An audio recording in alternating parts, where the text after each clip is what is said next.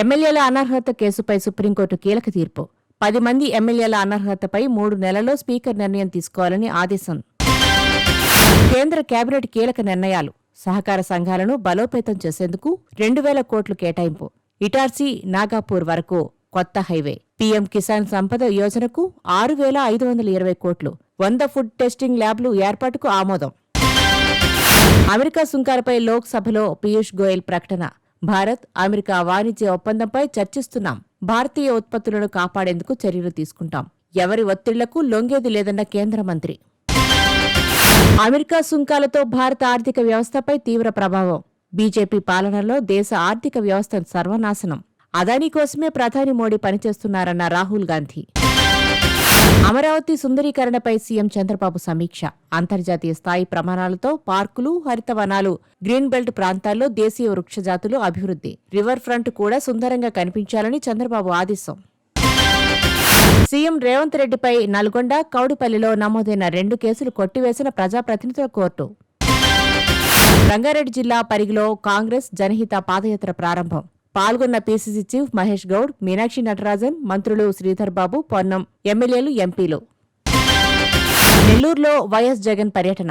జైలులో మాజీ మంత్రి కాకాని గోవర్ధన్తో ములాఖత్. అనంతరం నల్లపరెడ్డి ప్రసన్నకుమార్ ఇంటికి వెళ్లి పరామర్శించిన జగన్. నా పర్యటనలో అడుగడుగున అడ్డంకులు సృష్టించారు. పార్టీ నాయకులను కలవడానికి వస్తే ఆంక్షలు విధిస్తారా అంటూ జగన్ ఆగ్రహం.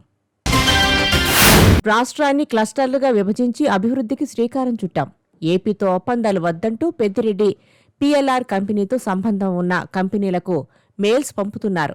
అభివృద్ధి జరగకూడదు, పెట్టుబడులు తరిమేయాలని వైసీపీ చూస్తుందన్న నారా లోకేష్. తెలంగాణ ప్రభుత్వానికి కాళేశ్వరం కమిషన్ నివేదిక. సర్కారుకు 650 పేజీలకు పైగా తుది నివేదిక అందించాం. ప్రభుత్వం ఎలాంటి చర్యలు తీసుకుంటుందో నాకు తెలీదన్న Kaleshwaram commission chief justice Chandraghosh. ప్రధాని మంత్రి మోడీని కలిసిన Chinnajeeyar Swamy. My home group chairman Jupally Rameshwararao, executive vice chairman రామారావుతో కలిసి భేటీ. ముచ్చింతల సమతామూర్తి స్ఫూర్తి కేంద్రం వార్షికోత్సవాల ముగింపు వేడుకలకు హాజరు కావాలని మోడీకి ఆహ్వానం. ఢిల్లీలో పలువురు కేంద్ర మంత్రులను కలిసిన బాలకృష్ణ. లోక్సభ స్పీకర్ ఓం బిర్లాతో భేటీ. ఎంపీ అప్పలనాయుడు ప్రతిరోజు పార్లమెంటుకి సైకిల్పై వెళ్లడాన్ని అభినందించిన బాలకృష్ణ. హెచ్సీఏ అక్రమాలపై కొనసాగుతున్న సీఐడీ దర్యాప్తు. టీసీఏ జిల్లా కార్యదర్శుల వాంగ్మూలాలు నమోదు.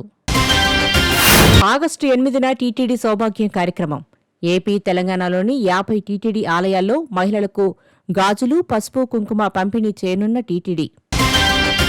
హెచ్ఎండీఏలో అక్రమాల ఆరోపణలపై లోకాయుక్తలో కేసు. పుప్పాలగూడలో భూ ఆక్రమణలు జరిగాయని ఫిర్యాదు. సెప్టెంబర్ 28 లోపు నివేదిక సమర్పించాలని లోకాయుక్త ఆదేశం.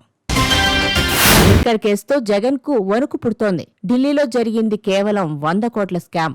ఏపీలో జరిగిన 1000 కోట్ల మద్యం స్కామ్ను ఎలా వదిలేయాలి? కేసులో 100% జగనే బిగ్ బాస్. జగన్ జైలు ఊచలు లెక్కపెట్టే రోజులు దగ్గరలో ఉన్నాయన్న గోరంట్ల బుచ్చయ్య చౌదరి. తెలంగాణ దేవాదాయ శాఖలో ఈ ఆఫీసు సేవలు ప్రారంభించిన మంత్రి కొండా సురేఖ. పెండింగ్ ఫైల్స్ పరిష్కారానికి ఈ ఆఫీసు. ఇకపై ఫైల్స్ మాయం కావడం, తడిసిపోవడం, చిరిగిపోవడం ఉండదన్న కొండా సురేఖ. పార్టీ ఫిరాయింపులపై మాట్లాడే నైతిక అర్హత బీఆర్ఎస్కు లేదు.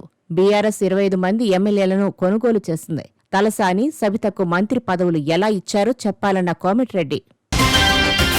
సిగాచి కంపెనీ ప్రమాదంపై హైకోర్టులో పిల్ దాఖలు చేసిన రిటైర్డ్ సైంటిస్ట్. కౌంటర్ దాఖలుకు ప్రభుత్వానికి 3 వారాల గడువు ఇచ్చిన హైకోర్టు. తెలంగాణ వర్సిటీకి ఇంజనీరింగ్ కాలేజీ మంజూరు.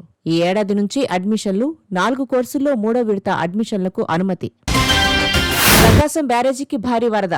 పులిచెంతల నుంచి విడుదల చేసిన 3 లక్షల క్యూసెక్కులు పోటెత్తడంతో విజయవాడ నగరంలోని 43 లోతట్టు ప్రాంతాలను అప్రమత్తం చేసిన అధికారులు. గేట్లు ఎత్తి దిగువకు విడుదల.